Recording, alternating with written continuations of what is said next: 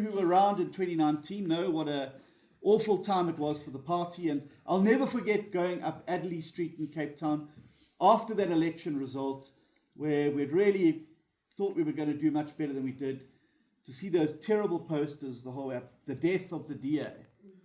News 24 had written us off, Peter Bruce had written us off. He writes us off every election, but I suppose he had written us off then as well. And we had some processes in the party, and it was probably the hardest period I've had in the DA, and we went through a lot of unpleasantness. But I just want to tell you, there's very few parties that survive a electoral reversal, a leader walking off the job, taking people with them and trashing the brand on the way out. If you go back, there's very few parties that survived that. But not only did we survive it, Kaiku Leghorns know we're a party of national government, provincial government, and local government. And that's tribute to the hard work, the grit, the determination, and the dedication of all of those in the DA who said, well, we're not going to allow the 80-odd years of struggle and party heritage and just walk away from it all. We've given too much. We've sacrificed so much. We're not going to just let this project fail. And thank you to all of you who kept the faith with us. We wouldn't be here today if it wasn't for the voters across the spectrum who kept the faith with us. We've spent the last years getting the party battle ready and able to once again be competitive in elections. I'm very happy about the work that we did leading into the local government elections. I'm very proud of the work that we did in this last election, where the Peter Bruces of the world have said that the DA gets more than 17%, you'd be very surprised. And all of our critics, the same ones that come out every election, said, this is the last election for the DA. Steenhuisen can't grow the party. Well, we grew. And we didn't not only not get 17%, we were one of the only parties that went back to Parliament with more MPs than we had in the previous term. And that's why some of our people are here today. And we are now a party of national government. So that brings us to where we are today. Well, we're part of the GNU, and we made a determined effort to go into the GNU for two key reasons. One, to grow the economy and create jobs. And secondly, to prevent South Africa's slide into a massively failed state. And this is two very important reasons. And we must not just assume that those weeks following the election, that this was a done deal. The thing was teetering between both camps. The ANC was speaking to MK, they were speaking to the EFF, and we knew that if South Africa fell into the side of the equation that would involve the EFF and MK, overnight disinvestment, capital flight, people immigrating out of South Africa, and our country just sliding back into this terrible morass of the sort of failure we've seen in every other country where those radical policies have been applied that lead to starvation, mass exodus, and the like. And so we had to step up. We could have sat on our hands and said, well, we didn't win our own majority, we'll wait for the next election. We could have said, well, we're not prepared to work with people, and we'll vote on an ad hoc basis, and you would have ended up with the instability that you've seen over the VAT crisis. But we made a determined effort to get into government for those two key reasons. And I'm very proud of the work that the DA has been able to do in the GNU. And we often must not take this for granted. How hard it is to get things moving in government, particularly in departments where there's been mass inertia, infiltration by cadres and the like. And it is through sheer determination, grit and hard work and vigor that the 6 ministers and 6 deputy ministers have been able to get things moving in their portfolios. But what has happened in the intervening period has been astonishing to watch. And that is to see the growth of the DA amongst people who perhaps not voted for us in the past. And in by-elections, you would have seen last week, the stats came out. Since the election last year, the DA has grown in 74% of the by-elections we've contested. In the remainder, we've stayed the same. And we're the only party that is growing in by-elections. The ANC is shrinking in by-elections. And so it's very, very important that we acknowledge that.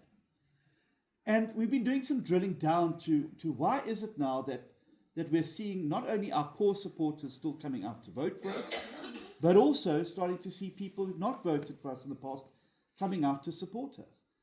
And I believe that it's come down to a number of things. Firstly, I think that people are so excited to see that you can actually deliver things in a government, and they've been excited to see what the DA ministers have been doing. The second thing is that we've managed to break the poison that the ANC have used every election against the DA. And believe you me, it was very powerful poison, it was toxic poison, and it was very effective. And that centered on roughly 3 myths about the DA. One, if the DA gets into government, it will bring back apartheid. 2, if the DA gets into government, they will cancel your social grant. 3, if the DA gets into government, they will only govern for rich white people and business. Now, those of us who are thinking people and are able to rationally reason would obviously say, well, those 2-3 things are completely false.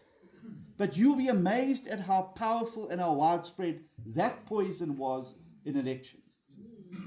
Being in the government of national unity has allowed us to disprove all 3 of those. We're in the government. Thank you. That's very good. Applause is allowed and welcomed. Being in the government of national unity has allowed us to disprove these things. Number 1, we're in the government of national unity. And not only is apartheid not back, but as we've demonstrated, we're actually expanding the frontiers of freedom in South Africa and bringing greater transparency and accountability at a national level now. Secondly, not only have social grants not been cancelled, but their biggest protection for social grants is making sure that we have a responsible, sustainable fiscus. And the work that Mark and others have done, Wendy and others have done in that cluster, has been exceptional. Believe you me, the biggest risk to the social welfare network in the country is a budget blowout or the country running out of money. That's the biggest threat to social grants.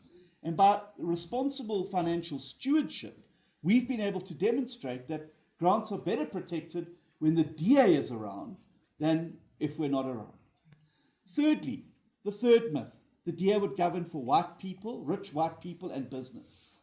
Well, I look at the majority of the reforms that have been introduced by DA ministers since taking control in their portfolios. And let's examine some of them. Who are going to be the main beneficiaries of the reforms at Home Affairs that pretty soon you'll be able to go into any bank of a certain branch in the country and get and apply for an ID document, a passport, and the like? It won't be the rich middle class and upper middle class who long ago outsourced that to their private banking. It'll be the black single mother who's got to take a day off work if she's lucky to have a job and stand in front of a Home Affairs office and wait the day there just to get a birth certificate or an identity document. Those will be the beneficiaries. The father who cannot get a job because he doesn't have an identity document, who then has to go and run the gauntlet of these dreadful Home Affairs offices. The biggest beneficiaries of the reforms at Home Affairs are going to be poor black South Africans, who are going to finally have the dignity of a decent service and the like. Who are going to be the big beneficiaries of Severi Gagube's reforms on being able to read for meaning at grade 3, grade 4 level? It's not going to be the rich and wealthy and upper classes who long ago outsourced education to Kuro, to Redham, to private schools. Poor black South Africans don't have the luxury of those options.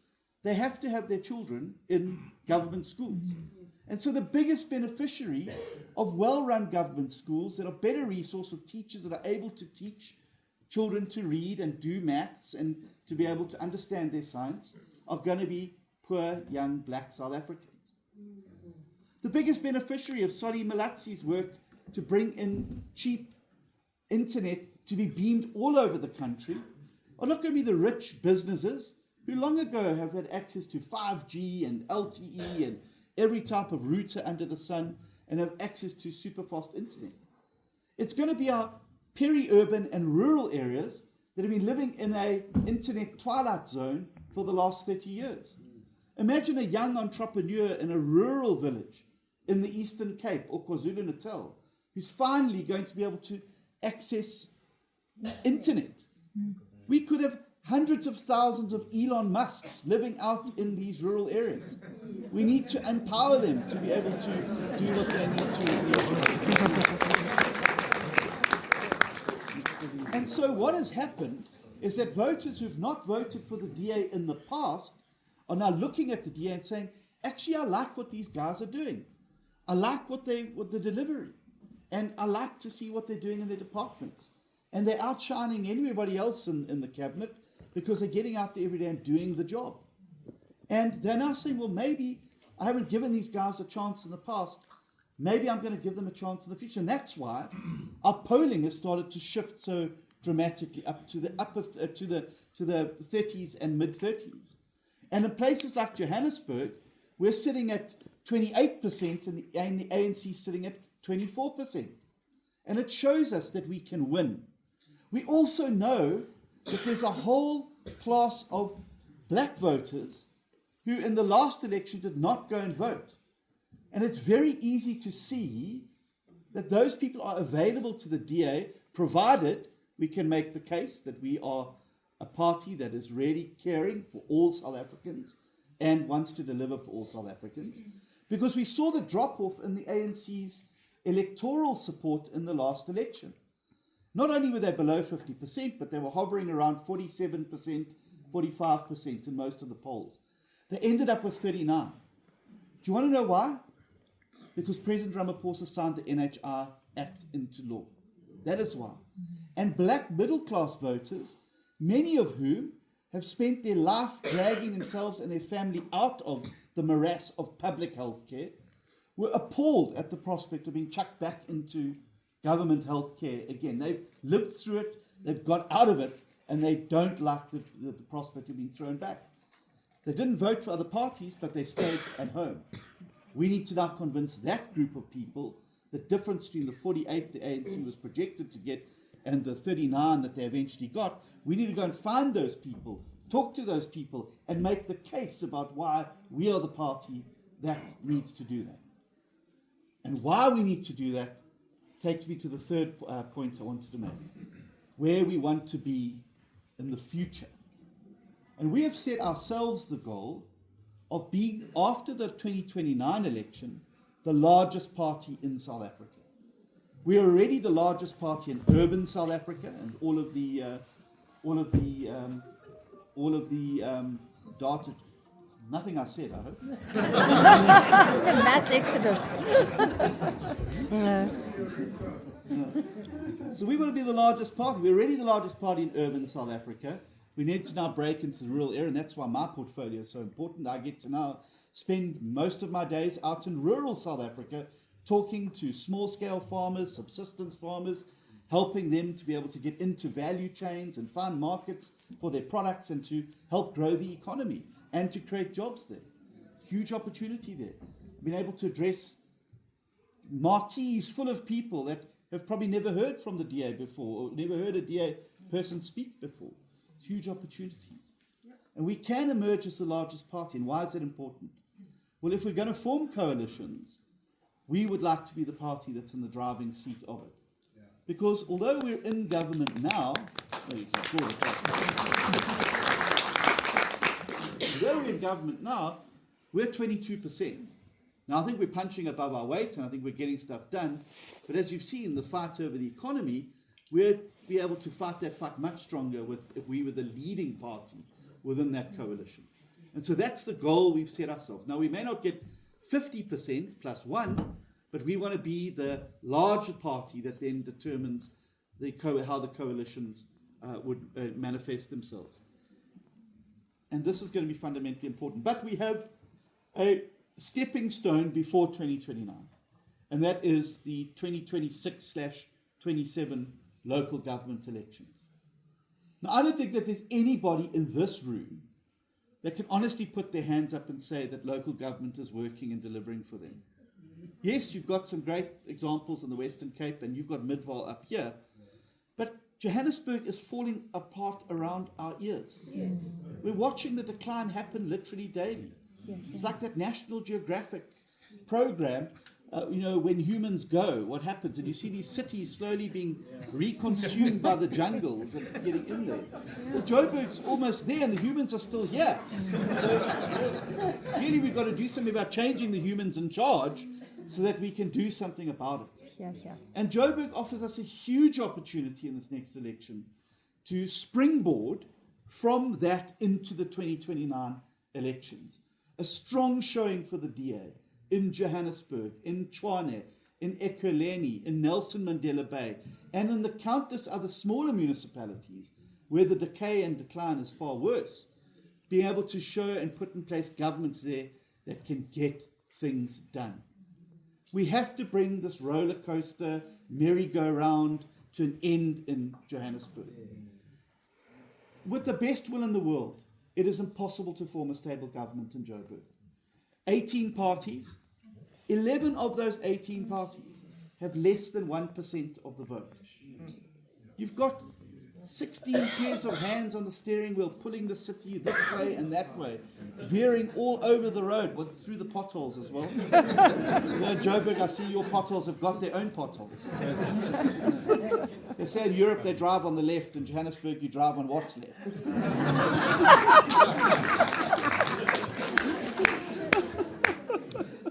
But it doesn't have to be like this. It doesn't have to be like this. This is the thing. It's not normal. It's not normal for a city that should be the heartbeat of our country to look the way that it does. And so we've got to do something. We've introduced and are working through some legislation that we hope will bring thresholds. But it's going to come up essentially to the end of the day to voters, to make the choice. And in this election coming up, we don't have the luxury of spread betting anymore. You've seen what happens when votes are given to smaller, fly-by-night startups. They always end up disappointing at the end of the day, whether it's voting for the VAT increase and being particularly unhelpful in Parliament, to helping prop up mayors like you have here in Johannesburg. Voters that voted from areas like this voted for parties that are now propping up this mess in Joburg. And so we need to get serious about how we vote. And we need to actually vote for parties that can get things done and have a track record, and are able to put forward good candidates in this election.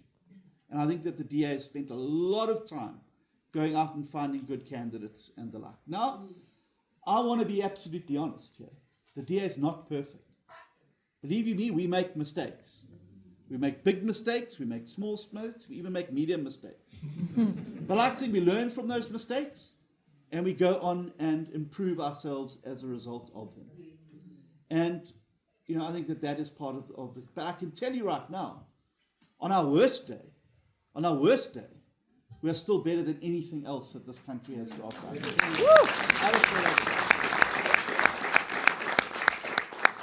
And so we have to emerge as the largest party in Joburg, in Tshwane, in Ekurhuleni, Nelson Mandela Bay, and all these other small towns, not because you want power for power's sake, but because if we don't start turning things around now, another 5 years, I promise you, it's going to be nothing left. There will be nothing left.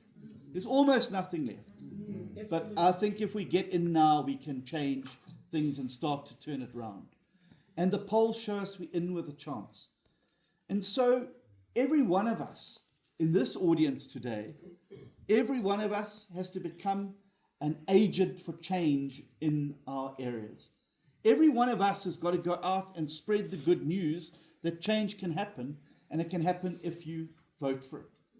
Because so few people, and you'll be appalled when you see the figures of voting in suburbs and that, large numbers of people just don't vote. And the thing is, well, my vote doesn't count. My vote doesn't make a difference.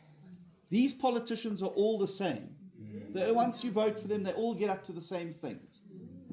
Well, let me just tell you, I've just come from a ward where 600 people decided to stay home on election day, And what happened? They ended up with an ANC ward councillor who they haven't seen since the election. They haven't seen the person since the election. That's not what you want. You want a councillor that's present, that's participating, that gets up every morning saying, what am I doing today to change my vote? But most importantly, we need a majority vote in the council so that we can get things done. It is, and believe you me, I've spent 30 odd years of my life in opposition. There's very little you can get done physically in opposition. You can hold the moral ground, you can put on the table alternatives, but the one thing I've learned from being in government now, that if you want to get things done, you've got to get into government so that you can start to turn things around.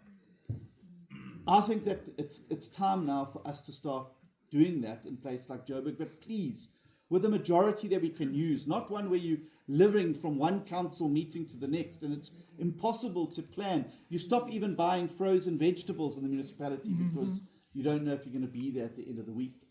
And these are the things that we need to be mindful of. We must vote, but each of us need to understand that we can't say politics is somebody else's responsibility.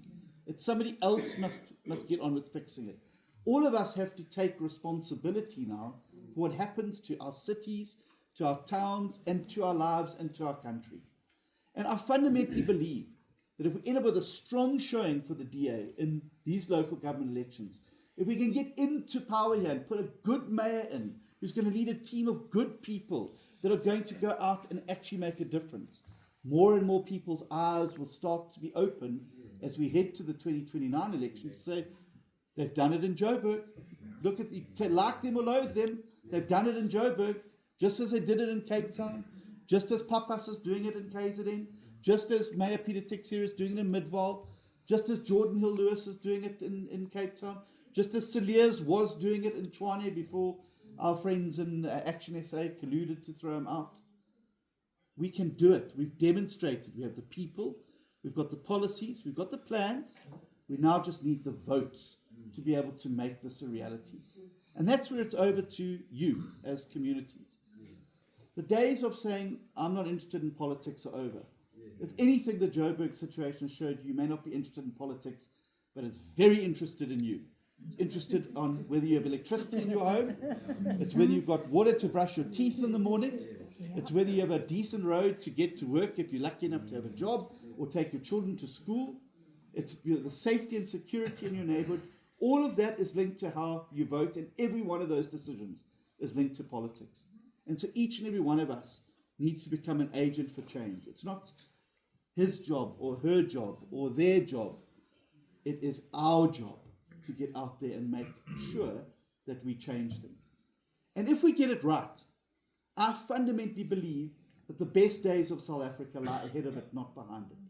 I fundamentally believe that we can become a society where everyone, regardless of their race, color, language, creed, or background, is respected. A nation where we bring people together, we don't spend our time dividing them. A nation where we don't sing songs about killing people, but we rather sing songs about how we can bring people together. A nation where everybody who wants to work has a job. A nation where our young people are learning and becoming entrepreneurs and business owners of their own. And most importantly, a nation with a government that works for them and not against them. Fundamentally important. Yes. So here's the cheat sheet. You can forget the permission for everything I've said up to now. Full permission. Don't have to make notes. You can forget it all. Make sure you're registered in the right place. Make sure that you vote. Make sure that if you have spare capacity, you're offering to help parties that share your values and principles. And making sure that if you're not able to help, well, maybe a few rands would go a long way. Said to earlier audience today, you may have noticed I was in the White House a few weeks ago, where there was a tough meeting. I've still got post-traumatic stress disorder from it, which is why they haven't dimmed the lights in here. But Johan Rupert, you see, might have you sort of fumbled over himself a bit and sort of scored a bit of an own goal for the DA.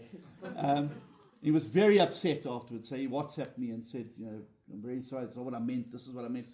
I said to him, Yes. don't worry, Johan. I said, it's nothing a small donation can't do. So if you don't have the time, money helps us get people onto the streets. And so, forget everything I've said, make sure you're registered, make sure you vote, make sure you're telling, if you're helping with extra capacity. If you can't do that, you can help financially. Just a few hours of your time can make a big difference, but most importantly, becoming a centrifugal force of change in your circle, whether it's the knitting club, the book club, the wine club, the bowling club, the golf club, the darts club. I don't care whatever club it is, wherever you're at your work. Become a center point of change and hope for the country, and encourage people to vote, to register, to vote, and remind them the most important thing of all, there's no use complaining if you're not voting. Thank you very much.